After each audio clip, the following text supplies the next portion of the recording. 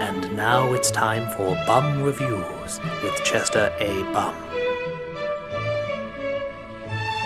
Tonight's review: Hunger Games: Catching Fire. Oh my God, this is the greatest movie I've ever seen in my life!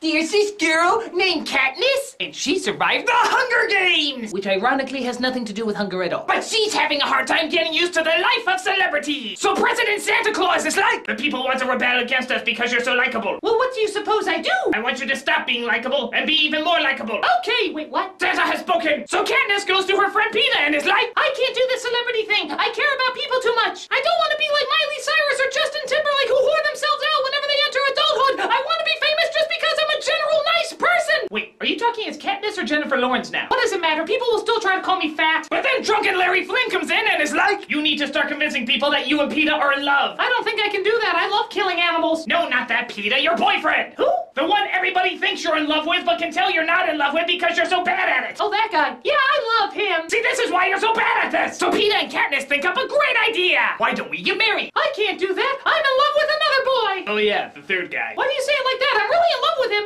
Oh yeah, because your chemistry is so deep. Will you share like 2 minutes of screen time together? Hey, I saved him from getting a tic-tac-toe game whipped on his back. What's his name? I don't know. Nobody ever remembers his name. I'm just calling him Jacob. But President Santa Claus is not happy because the couple doesn't really look like a couple. And he's like, this is the worst fake relationship since Padme and Anakin. I have no choice but to go Chamber of Secrets on this and recycle the first movie. Oh no! Katniss and Peeta are back in the Hunger Games! And this time it's made even more dangerous because Dusty from Twister is running it! How about like everything spinning like a big tornado? We can't make tornadoes, only lightning. Okay, well what else spins? I don't know, a clock? That's it! We'll turn it into a giant clock and leave hints for all the competitors. Oh, you mean like have every section represent an hour and every hour there's something that's gonna destroy them in that section? Yeah! But once most of them are wiped out, isn't it gonna take 12 hours to circle around and kill them? And what if they catch on to this and try to avoid those parts on the hour? Oh, I'm not a traitor! I never said you were. I am Loki. What? Nothing. So this time around, Katniss and Peeta make a bunch of alliances, but they can't figure out which one should make it in the end. I'm gonna save you. I'm gonna save you. I'm gonna save you. I'm gonna save you. Okay, why don't we agree if we're the last ones that will kill each other like last time? Because there's no poisonous berries this time. What, poisonous berries is the only way to kill yourself in this world? Look, I'm just trying my best to be in a movie where my girlfriend doesn't die. But then this ingenious scientist figures out a way to kill off the rest of the people. We're gonna go Benjamin Franklin on this shit and we're gonna have lightning strike a tree that's gonna strike a core that's gonna electrocute all the water. Can anything go wrong? Well, I suppose if somebody comes to kill me. Oh look, somebody's come to kill me.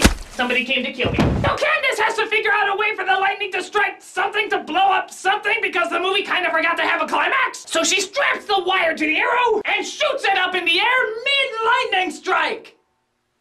Wow! Talk about lightning fast! Mid-lightning strike? I think even the Flash would be like, girl, that's impossible. But then the entire place starts to crumble, and a giant ship comes in, and Katniss is picked up by the Claw. And it turns out that Dusty, Larry Flynn, and Jacob are all on the ship, and Dusty is like, The revolution is happening now. This was all planned to get you out. but wasn't it your idea to put me in this death trap to begin with? Yeah, but I knew you'd get out. Even though the absolute best of the best players were in this one? Yeah, but I knew you'd get out. And even though only a handful of those winners are in the revolution when you probably could have told everybody and we could have worked out some sort of scheme together? Yeah, but I knew you'd get out. And didn't you spin the island at some point, killing a lot of the other contestants, me very possibly being one of those contestants along with the killer monkeys and the killer smoke? Yeah, but I knew you'd get out. Even though this arrow lightning thing was just incredibly good timing and you would have no other way to get that ship in to pick me up? Hey, look, Peeta's missing. No!